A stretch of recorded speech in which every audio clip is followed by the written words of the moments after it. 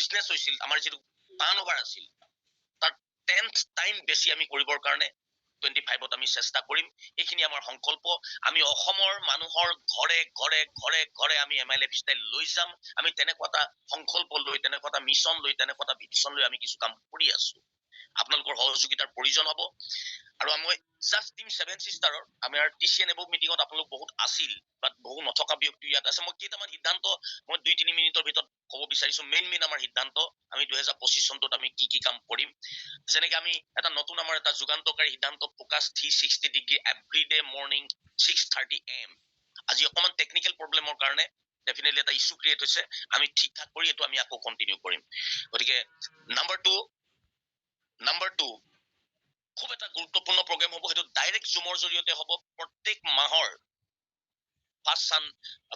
মাহৰ দ্বিতীয়টো বুধবাৰে মিট উইথ MI মিলিয়নাৰ্ছ। এইটো আপোনালোকে মন দিয়ক। প্ৰত্যেক মাহৰ ছেকেণ্ড বুধবাৰে দ্বিতীয়টো ৱেডনেছডেত ৰাতি 8ৰ পৰা 9 বজাৰ ভিতৰত জুমৰ জৰিয়তে মিট উইথ MI মিলিয়নাৰ্ছ নামৰ এটা আমি প্ৰগ্ৰেম আৰম্ভ কৰিম। গতিকে এতিয়া মাৰ্চ মাহ আজিৰ পৰা ষ্টাৰ্ট হৈছে। ছেকেণ্ড বুধবাৰ মানে 12 মাৰ্চত পৰিছে।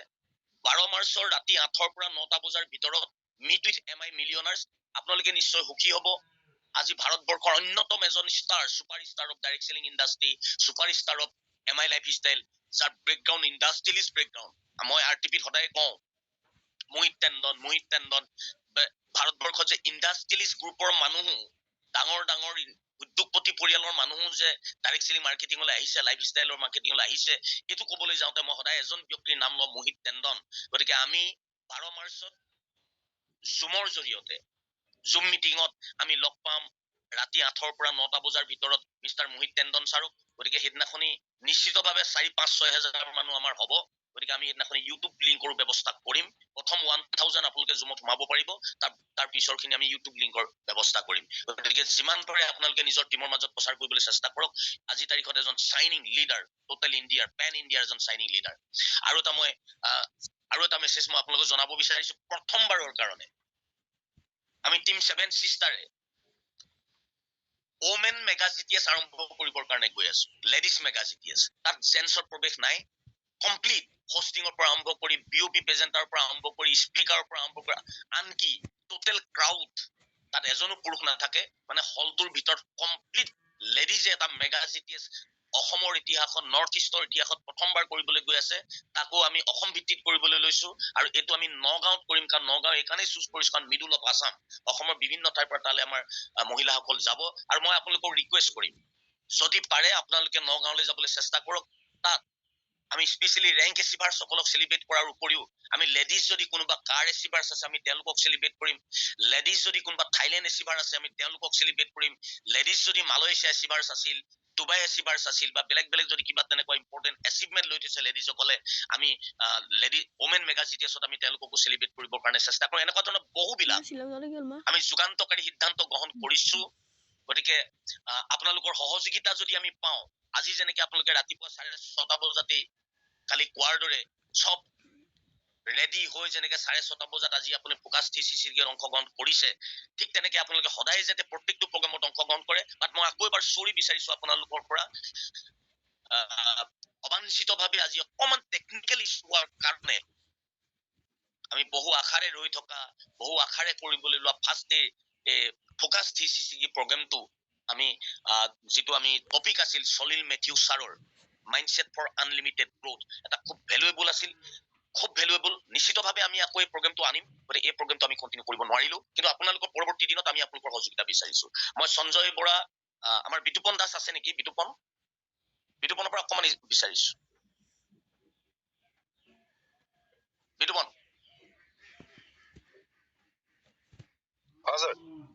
হয়, দুআষাৰমান স্পীচ। তাৰমানে অকণমান টেকনিকেল ইছ্যু হৈ গ'লেতো আমি কণ্টিনিউ কৰিব নোৱাৰিম। কালিৰ পৰা আকৌ কণ্টিনিউ কৰিম, ঠিক ঠাক কৰি ল'ব লাগিব। Good morning, everyone. Very good morning to all. মই একচুৱেলি বেলেগত আছো আৰু গৈ আছো গাড়ী লৈ। ৰাতিপুৱা 6:30 বজাতে জাৰ্ণি ষ্টাৰ্ট কৰি আছো। বিশেষকে লখিমপুৰ যাম। দেখি নহওক, আজি সঁচাকে এটা খুব ভাল লগা দিন।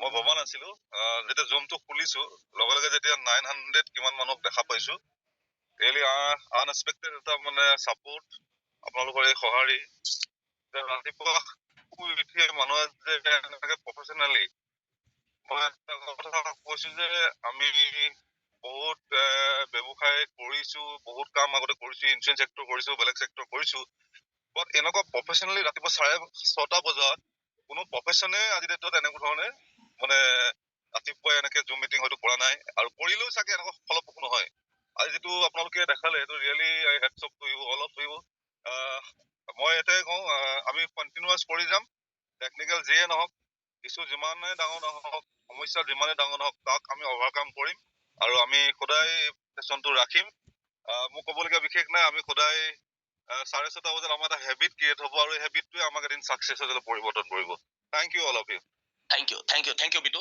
তুমি লখিমপুৰ গৈ আছা নহয় ৰাইট হয় তো আমাৰ প্ৰত্যেকজন লিডাৰে ডেফিনেটলি আপোনালোকে এটা কথা গম পাইছে যে আমি আমাৰ প্ৰত্যেকজন লিডাৰে কি ধৰণে একচুৱেলি কাম কৰি আছে আজি আপোনালোকে জুম মিটিঙত অংশগ্ৰহণ কৰিম বুলি হয়তো বহুতে প্ৰথমবাৰ লাইফত আজি 6:30 বজাত উঠিছে বাট আমাৰ লিডাৰসকল সদায় 6টা বজাত 5টা বজাত ঘৰৰ পৰা উঠি আচলতে আমি ফিল্ডলৈ যোৱাৰ আমাৰ ইতিমধ্যে এটা হেবিট হৈ গৈছে চ' ইয়াৰ পিছতে মই আমাৰ অন্যজন very dynamic leader Sanjay Bora great ITC leader মই সঞ্জয় বৰাক দুআষাৰমান ক'বৰ কাৰণে অনুৰোধ জনাইছো Sanjay please Good morning, sir. Very good morning, all of you, all Team 7 Sister.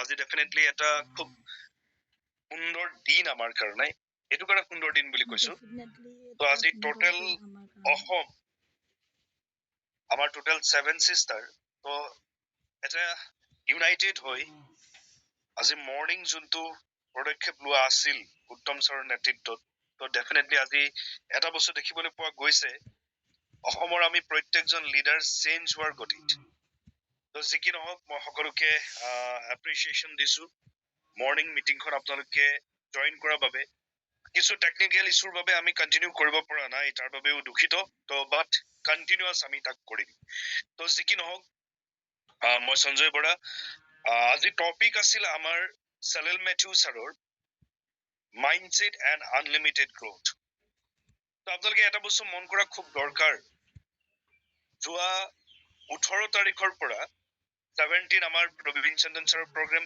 18 প্ৰগ্ৰেমৰ পাছৰ পৰা তো আমিতো অল ITC এণ্ড above ইয়াতো অল NTC এণ্ড above তো আপোনালোকে নিশ্চিতভাৱে জানে তো আমি উইদাউট ৰেষ্ট এক ছেকেণ্ড ৰেষ্ট নলোৱাকে দিন ৰাত এক কৰি আমি কাম কৰি আছো বাট মই 18 তাৰিখৰ প্ৰগ্ৰেমৰ বিষয়ে এইটো কাৰণে মই লৈ আহিলো আৰু আজি ৰাতিপুৱা উত্তম ছাৰে বৰ্তমান যোনটো স্পীচ দিলে তো সেই দুটা বস্তু মই সংগতি ৰাখি এটা কথা আপোনালোকক ক'ব বিচাৰিছো আমি টিম 7 সিস্টাৰে দেখা এটা সপোন আৰু আমাৰ টিম 7 সিস্টাৰৰ যোনটো মাইণ্ডছেট প্ৰথম মাইণ্ডছেটটো আমাৰ কি ইউনাইটেড নৰ্থ ইষ্ট আমি প্ৰথমে আমাৰ মাইণ্ডৰ পৰা এটা বস্তু আহিল যে আমি টোটেল ITC এণ্ড above আমি টোটেল নৰ্থ ইষ্টত যদি নাম্বাৰ 1 হ'বলৈ হয় আমি ফাৰ্ষ্ট আমি ইউনাইটেড হ'ব লাগে আৰু সেই কথাকেইটাকে আজি উত্তম ছাৰে আপোনালোকক এটা কথা কৈছে যে ভাৰতবৰ্ষৰ ভিতৰত 1 নম্বৰ নহলেও 2 নম্বৰ নহলেও 3 নম্বৰ নহলেও 4 নম্বৰ নহলেও 5 নম্বৰ ৰাজ্য ভিতৰত ডাইৰেক্ট সেলিং ইণ্ডাষ্ট্ৰি আমাৰ অসম আমি থাকিব লাগিব দ্যাটস কল মাইণ্ডছেট যেতিয়ালৈকে আপোনালোকে নিজৰ মাইণ্ডছেট নলব তেতিয়ালৈকে ডেভেলপমেন্ট নাহে মই যোৱাকালি মিটিঙত মই কৈ আছো যেতিয়া আমাৰ মাইণ্ডছেট ষ্ট্ৰং হ'ব আপোনাৰ সন্মুখত যিমানে ডাঙৰ প্ৰবলেম নাথাকে কিয় আপোনাৰ মাইণ্ডছেট যদি ক্লিয়াৰ হয় তো সন্মুখৰ ৰাস্তা অটোমেটিকলি খোল খাবলৈ আৰম্ভ কৰে আপোনাৰ মাইণ্ডছেট যদি ক্লিয়াৰ হয় আপোনাৰ যদি গোল ক্লিয়াৰ হয় আপোনাৰ লক্ষ্য স্থান যদি ক্লিয়াৰ আছে তো আপোনাৰ যিকোনো কণ্ডিশ্যনত আপোনাৰ ৰাস্তা ক্লিয়াৰ হ'ব কিয় এই কথাষাৰ ক'লো তো আপোনালোকে নিজক একবাৰ ভিজুৱেলাইজেশ্যন কৰিব নিজে কিছু বস্তুৰ ওপৰত অকমান ইম্পৰ্টেন্স দিব তেতিয়া গম পাব যে আপুনি নিজে নেদেখা গোল আৰু নিজে নোলোৱা টাৰ্গেটৰ বাবে নিজে নোলোৱা মাইণ্ডছেটৰ বাবে আপোনাৰ সাকসেস কৰবাত আপোনাৰ গ্ৰোথ কৰবাত ৰখি আছে বাট আপোনাৰ যদি মাইণ্ডছেট ক্লিয়াৰ হৈ যায় আপোনাৰ যদি লক্ষ্য স্থান ক্লিয়াৰ হৈ যায় তো আপুনি সেই জায়গা পাবৰ কাৰণে যিখিনি প্ৰবলেমছ আছে তাক ওভাৰকাম কৰিবৰ কাৰণে অটোমেটিকলি আপোনাৰ ৰাস্তা খোল খাব বাট আপুনি মই টাৰ্গেট নলওঁ আপুনি মই এটা প্ৰজেক্ট যাবৰ কাৰণে এতিয়ালৈকে ভবাই নাই তো তাৰ বাবে আমাৰ মাইণ্ডছেটে এতিয়ালৈকে কোৱা নাই যে তই কৰি পেলা তো যিদিনাখন আমি আমাৰ মাইণ্ডছেট ক্লিয়াৰ কৰিম তো ডেফিনেটলি আমি এটা জেগাত যাব পাৰিম তো মই আশা কৰো আমি অসম ডেফিনেটলি উত্তম ছাৰে ভবাৰ নিচিনাকৈ আমি ডেফিনেটলি অসমক ভাৰতবৰ্ষৰ মানচিত্ৰত ডাইৰেক্ট চেলিং ইণ্ডাষ্ট্ৰীত একো নহলে 2025 চনত 3 নম্বৰ 4 নম্বৰ 5 নম্বৰ স্থানত আমি নিম আপোনালোকৰ সকলোৰ সহযোগিতা খুবেই প্ৰয়োজন আছে তো thank you very mass Uttam sir wish all the best Thank you, Sanjay. Thank you. Valuable speech ৰাখিলে সঞ্জয়। আপোনালোকক মনোবল বঢ়াব পৰাকে বহু কথাই আপোনালোকক কৈছে। এবাৰ আমাৰ মাজত আছে আমি ৰাতিপুৱাই একদম গুড মৰ্ণিঙতে শুভ মুহূৰ্তত আমি লগ পাব বিচাৰিছো আমাৰ অন্যজন dynamic ITC leader team ABC chairman mister Jitumoni Das. Jitu please দুআষমান ৰাতিপুৱাই তোমাৰ পৰা দুআষমান শুনিব বিচাৰিছে আমাৰ ডিষ্ট্ৰিবিউটৰসকলে please. Okay. Good morning, sir.